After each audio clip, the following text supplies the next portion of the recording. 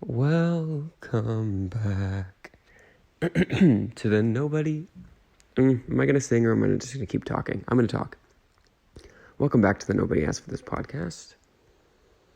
It is a crisp 8:30 a.m. 8:30 a.m. I was hoping it was 8:31 or 8:47. It's always funner when it's just a different type of number. 8:30, it just sounds so blah. Okay, it's 8:31, perfect. 8:31 in the morning, if you can't tell because I sound like someone who hasn't talked. Do you ever go a few hours into the day and realize oh, I didn't talk yet? And then you're thinking about it, so you're like, should I just talk to nobody? Should I just say something out loud to use my vocal cords? And then you're testing. And then you realize that your voice works. That happens to me very rarely because I'm normally talking to myself or humming or, performing for nobody. Always doing something, sometimes maybe doing a dry run through of what the podcast will be, just into the void, not into a microphone, not into anything. So I guess you could say I do prepare for this. I do it throughout the week. And then, 8:30, the day before, it's game time. We're clicking record on the voice notes app and making the magic happen. But what I was going to say is, interestingly enough, for the amount of noise that I make just existing, talking, again, burping, humming, singing, I'm silent in the shower. I'm not a shower singer. I don't know who decided that you're supposed to sing in the shower. But I don't do that, and I don't know why. I'm Googling it. Why do people sing in the shower? I'm sure we're going to get a lot of really interesting articles. Okay. When you relax, your brain releases dopamine, which can give your creative juices a jump start. Okay. I was thinking that the reason was because what else are you supposed to do? They haven't made phones waterproof. Do we think that that's going to happen? Do we think that one day, in the not too distant future, forgive me, my coffee, do we think that one day they're going to make it so that you can scroll on your phone in the shower? Because I feel like that would be the best and worst thing to ever happen. People already, while they're on the toilet, scroll through their phone. I saw an article the other day that basically said that hemorrhoids are up a very high percentage because something about either the length of time you spend on the toilet or the posture you have on the toilet makes it so that hemorrhoids develop. I don't exactly know the science behind that. We haven't rebranded as a science podcast yet, although I've thought about doing such because I feel like the charts on the science podcast charts aren't as competitive, if that makes sense. Not that anyone listens to this. But I feel like if we come in with 7 viewers or 7 listeners, we might be able to land on a very niche chart. Not that science is niche, but I just feel the scientists, the actual scientists, ear to the ground scientists are too busy working to do a podcast. So I feel like if I can kind of occupy that space and hold it down for the podcast scientists, the scienticians in the podcast field, I feel like that could garner me maybe a spot on the top 200, aka 199. I'll take it. Not to brag, I haven't mentioned this in a while, but this podcast was, I don't remember what our number was. I think it might have been in the 30s of the comedy podcast charts in Finland.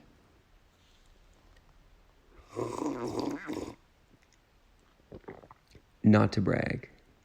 And I always had a very realistic idea of, that no one was going to listen to this. But for whatever reason, getting that email that we were charting in Finland, it was very early on. It was in the first week or two of doing the podcast, I was thinking like, wait, am I about to be like rich? Because obviously that was the goal. Like wealth is always the goal. I was like, am I about to be rich? And then nothing happened after that. Like we free fell from those charts. And apparently what it was, and this is something I did know before, like when the podcast charts are kind of, not fake, but they are like the algorithm in which creates the numbered lists is like kind of off, and it really values like new listeners. So obviously when you have a new show, even if you get 10 listeners, 9 of which were me, 1 of which was my mom, you're going to chart easier because like such a high percentage of what they look at is new listeners. So when you're like 100% new listeners, it just makes it easier for you to fall into those brackets or whatever. I'm like saying words that I half understand. But you know what I mean. It was basically, I didn't rig it in Finland. There was no like collusion. There was no Finnish collusion. But we benefited from the messed up system that is the podcast charts. And we haven't charted since. And that's fine. And that's kind of more so how I thought it was going to go.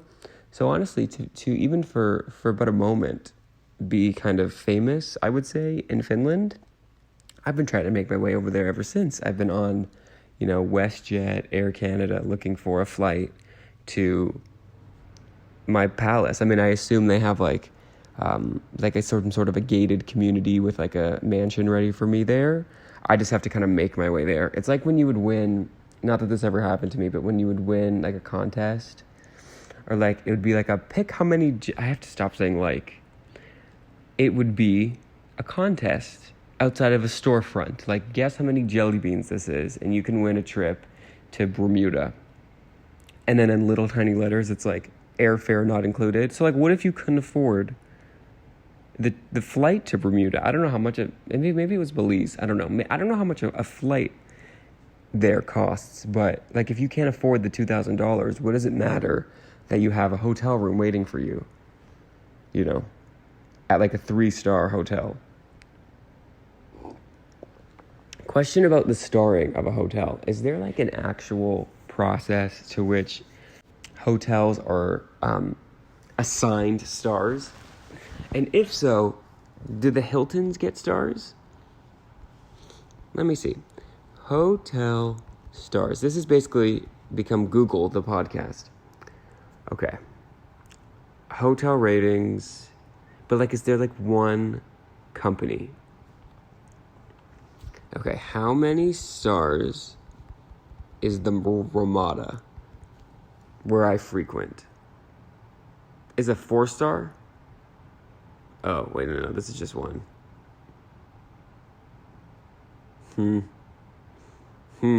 Basically, I don't need a star rating when looking for a hotel. I need to know, do you have a continental breakfast? Do you offer the free breakfast in the morning? And if you do, automatically it's 3 stars. If you offer anything that isn't just like a ready to go, like we're going to give you a box of cereal and like a stale bran muffin, even if you offer that at all, it's still automatic 3 stars.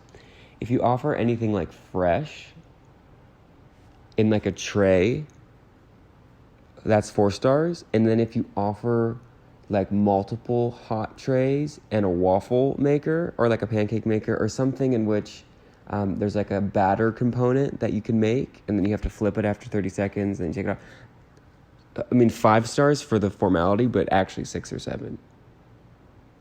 Love a free breakfast. I feel like I love a buffet, and I regret not going to buffets before COVID. Like, a buffet is always going to be tainted now because I'm like, everyone's touched this ladle, everyone's sneezed, and I can get over that. But I just feel like they're not as common. I feel like a lot of them shut down during COVID because obviously all restaurants were shut down, but then they couldn't really open up like in those middle stages. and they've kind of withered away. And I would love to do whatever I can do, even if it's just raising awareness, as I'm doing now, to bring back the buffet. Hashtag bring back the buffet. If it's safe, we'll have to get doctors on it. There's got to be a couple spare doctors that can work on buffet related issues. Not all of them, obviously, but one or two. Or maybe they're retired, or they used to be surgeons and they can no longer, do surgery. Maybe we can put them onto the buffet team. Thank goodness that there are people who were born ready to go, cutting into humans and fixing stuff in the innards. So grateful that those types of people exist. But what? Who woke up one day and was like, you know what I'm going to do? I am going to become someone who cuts into people and messes around with their guts. And again, thank goodness there are. Thank goodness. Few. Saving lives. I don't want to... I'll basically critique anybody, but I really don't want to critique the people doing actual life-saving work. But if we're going to be real, that's a little bit concerning. It's a little bit concerning. Also, do you think, you can't really know if you're going to be someone that can be in a room with an open human until you're in a room with an open human. And at that point, it's you spent all this time and money to become a surgeon. You're not just going to not. You have to at least try. No? I don't know. I've always wondered about that. And I feel like any job that I will do, the stakes aren't going to be that high. Even if they're maybe I'll get an important job one day. I don't know. I don't want to sell myself short, but I just feel I'll never have a job. No, I know for a fact I'll never have a job with the stakes being you could literally kill somebody if you move an inch, a millimeter, in the wrong direction. That's terrifying. Terrifying. And then again, how do you know that that's something you can handle? If you scrape your knee when you're 5 and realize that you don't care to see blood, are you supposed to then be I could be a surgeon? How do you know that that's what you want to do? And do we think that there's surgeons that have been doing it for years that are still oh God, I have to do this again? I just don't understand. I'm going to Google that. How do surgeons not puke? Someone's for sure fainted in the operating table.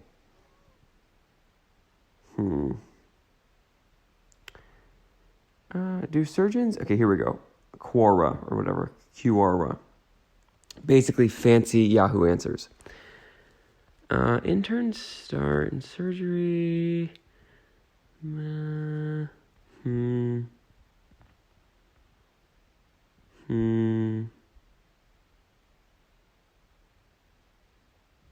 Also, okay, there's not really answers because I guess there's not a definite answer on this. But what also would concern me is Grey's Anatomy.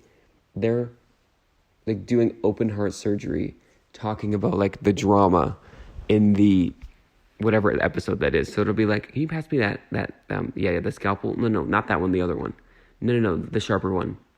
Did you see what Sally did in the cafeteria? I was you should get the pudding. And she said, no, I want the... No. You're cutting the wrong vein. Next one over. The blue one.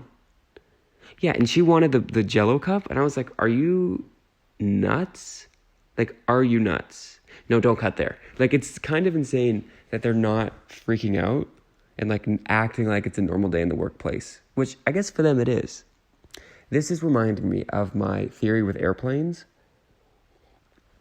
I don't know why there's a traveling theme, especially since I'm not one for travel. Not that I don't want to, I just, where am I supposed to go? Who and where am I supposed to go? Regardless, summer's coming. But my theory with airplanes, I don't love them, but anytime it's bumpy, the last airplane I went on was extremely bumpy. But I'm sure if you asked like an actual like airplane professional, they'd be like, that was nothing. But to me, it was very bumpy. The only thing that made me not scared, but I was like, okay, if I'm a pilot, like it's like driving a car, you know? They're just like at a bumpy intersection or whatever. Like this is their life, this is their gig. They're fine. So it's just funny to think that there's people, and again, so thankful that there's people whose like job is to like cut into people, and they're like okay. And don't they do like crazy hours? Don't they do like 17, 18, 19-hour days? Because really, there must be a limited amount of doctors, because there can't be that many people on the planet that are willing to like, again,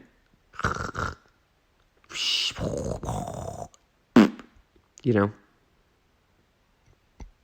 But again, thank you. I am currently sipping out of a mug that is making me wonder. I don't know that I've ever had a mug that related to me. Does that make sense? Like, I'm always sipping out of like best sister ever, or like mom of the year, or, you know, not the worst. You know, like where is my mug? Where's my mug? I have to say I've been gifted a couple mugs that are great. They have, you know, great pictures, and I love those mugs. But like I've never been given a like you're the best, or even one that's like, you know, you're mediocre. Like, you know, I would like a mug with writing that is directed towards me. Like I'm drinking out of like best sister mugs, or like best, I don't even know. Like I swear there's mugs for like occupations that no one in this household has. It's like best lawyer. Like who gave you that?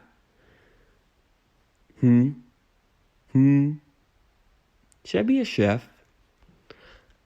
There was like a week, probably 6 months ago, where I, for whatever reason, had cooked a lot that week, and it was good. Like it was tasting good. Ever since that week, I literally can't boil water. Something happened.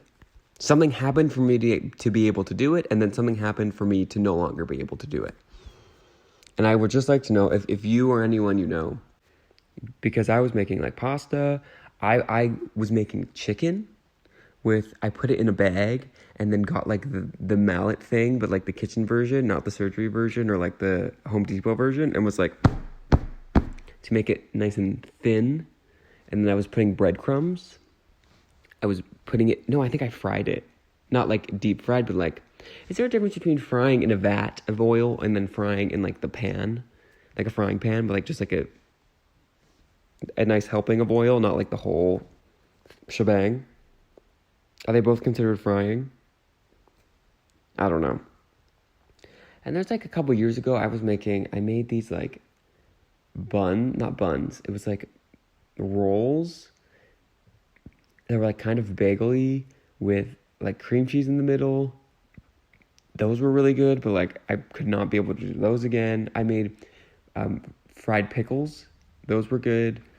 Wouldn't be able to do those again. Like I randomly get like good results out of making like the strangest things, but then I mess up macaroni and cheese. Actually, professional tip for macaroni and cheese from a professional award-winning chef.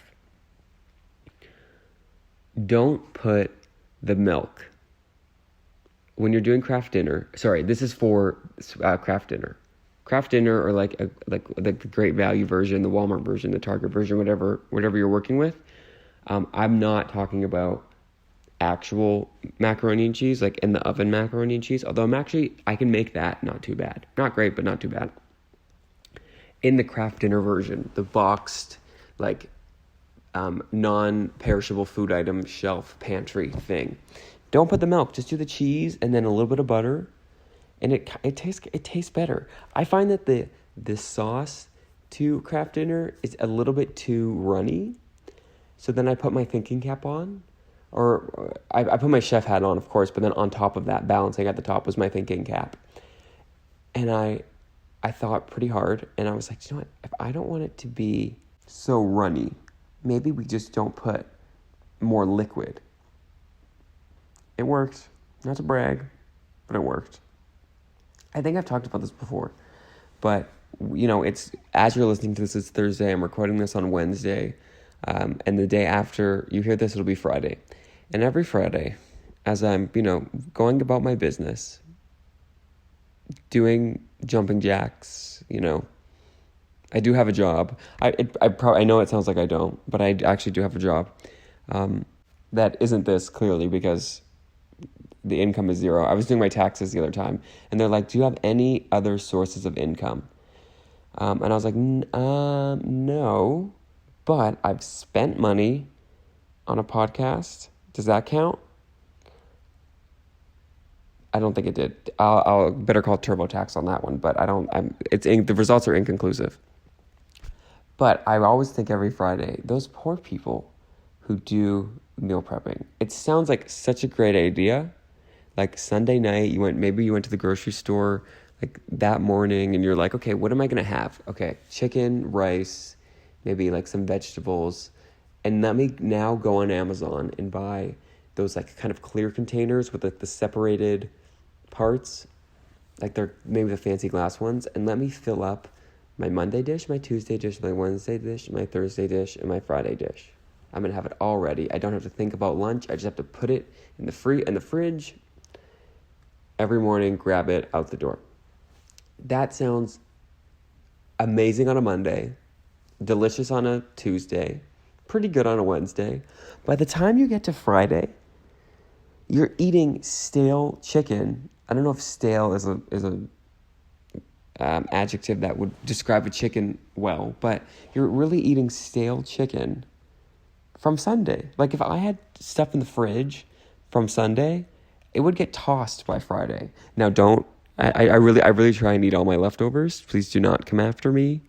This is, I don't waste food. This is not a promotion for wasting food. But if something lingered from Sunday all the way to Friday, like it's getting tossed out. It's not getting put into a fancy glass bowl that I bought on Etsy and then going into my lunch bag. Like it's just not. And I don't feel like we should be eating 5-day-old food.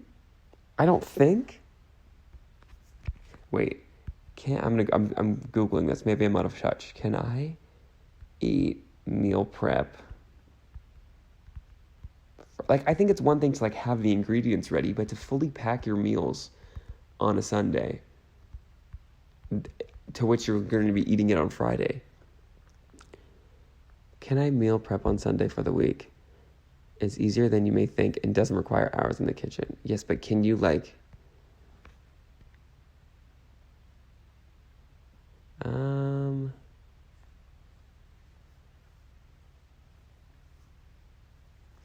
Okay, there's discourse. Yeah, see, questions, food safety. Okay, you know what? I'm going to now that I've posed the question, now that I've said it, I really try and get people thinking. Now that I've put it out there, which I think I did this a couple weeks ago, we will eventually get to a point on the Nobody Asked for This podcast that it'll be like recycle it, reduce, reuse, recycle. That I'll be very sustainable about. I'll just be recycling the same, 19 topics, episode after episode. I don't think we're 100% there yet, but we're well on our way. But yeah, now I've posed that question. I'm just going to kind of let it sit, and then maybe we can revisit it in a month or so when, the dietitians have given me a proper response. Or even an improper response. Whatever they're willing to provide, I will take. Okay, what's new in fast food news? I have something to say, and I don't think this will be controversial. But dear fast food companies, one of the highlights of my week is hearing what the new things are. Are we getting a new burger of some sort? Are we, is there a new dessert coming? Is there a new version of the McFlurry that I'm going to be excited to try? And I've documented that on the almost 10 months that we've been doing this. But for the love of all that is good, can we please stop announcing announcements, it's insanely rude, because all it does is make me now have to feel impatient waiting for, and I'm going to call them out, Tim Hortons to announce what donuts they're bringing back in June. Like, now I have to worry about that now. I saw, it was either yesterday or the day before, they're like, we're bringing back some of our donuts, like some of our discontinued donuts, which is my favorite thing, because anytime something is like a limited edition or like limited time only, like, it makes me nervous, because I just think, oh my gosh, if I don't have it now, like, that's it. And then anytime something gets discontinued, it makes me nervous because, I'm never going to see it again.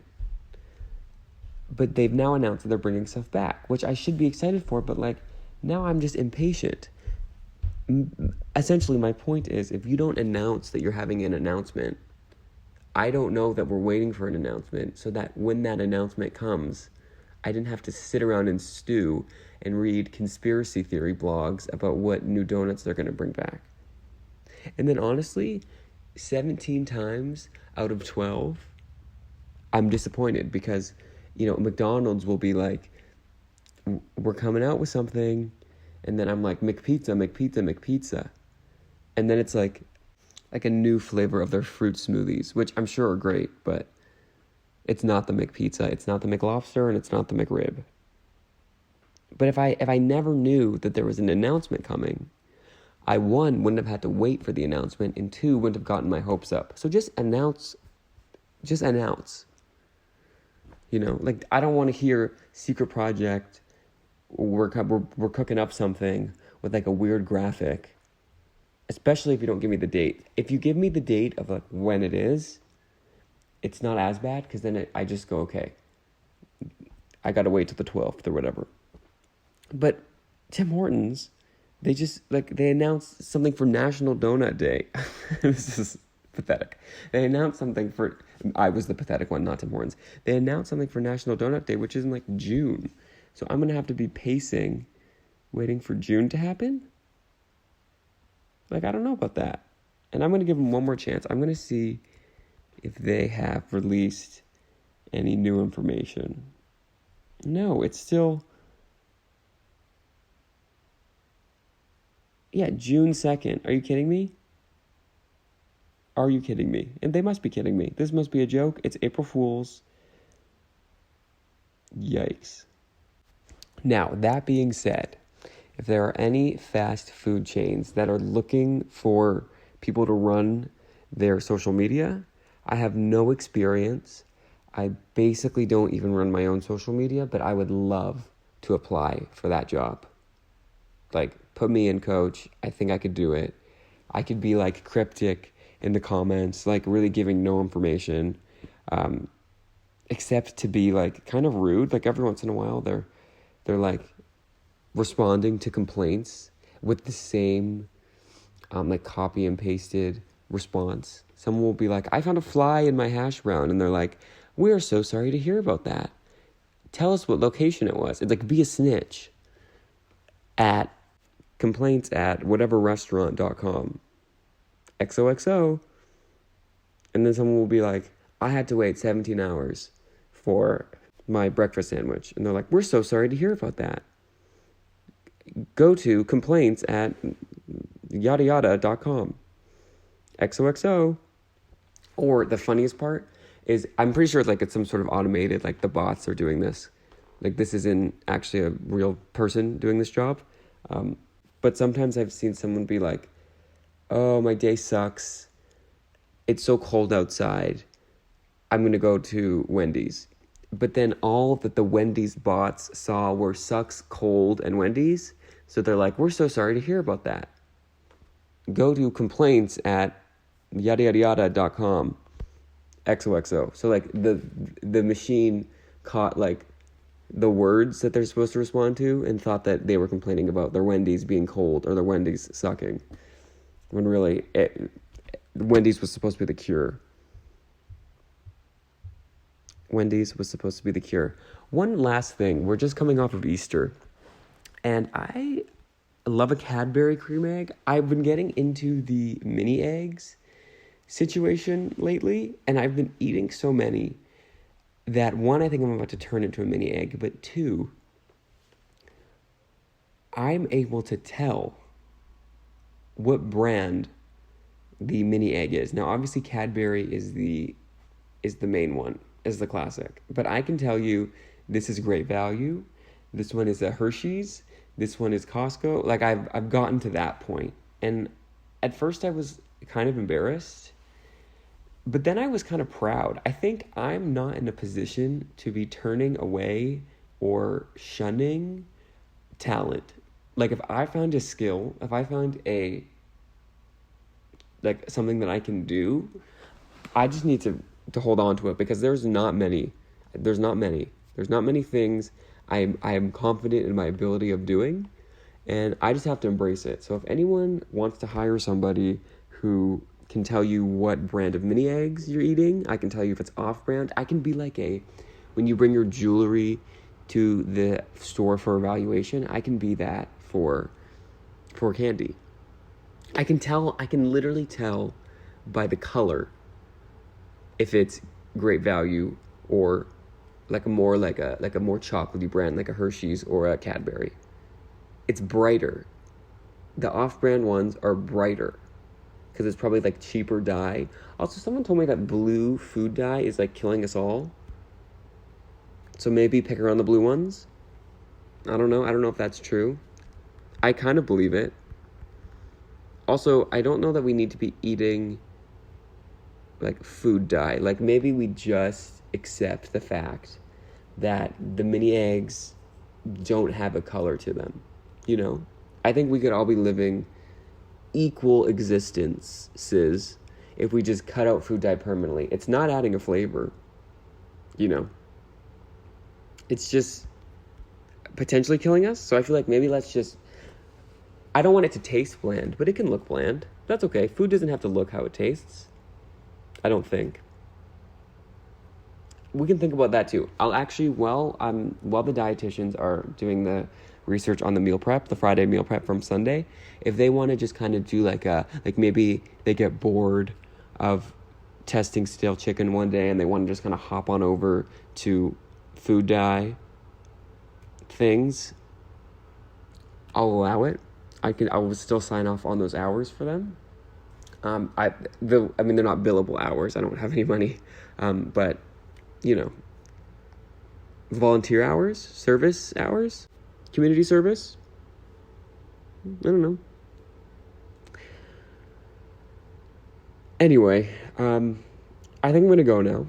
But I thank you for taking the time to listen to the Nobody Asked for This podcast. I want to encourage you to go to the website that no one visits, the least popular website on the internet. Podcast Nobody Asked for This.podbean.com. You can also, on there, you'll see our Instagram, our Twitter, what was our TikTok. I think we're on Facebook. There's really no reason to follow. This is the worst ad ever, but there's no reason to really, maybe Instagram. You can see the links and stuff. Yeah, sure. Screw it. Follow us. We're on Apple. We're on Spotify. A couple other places that I'm never able to really find, but I've been told that we are. Samsung. We're actually not huge, but we're bigger in the UK than we are here. And I take that as a huge compliment. I feel like people in the UK are a bit more just classier, you know? No offense to people here. They're just classier. I think they have better taste.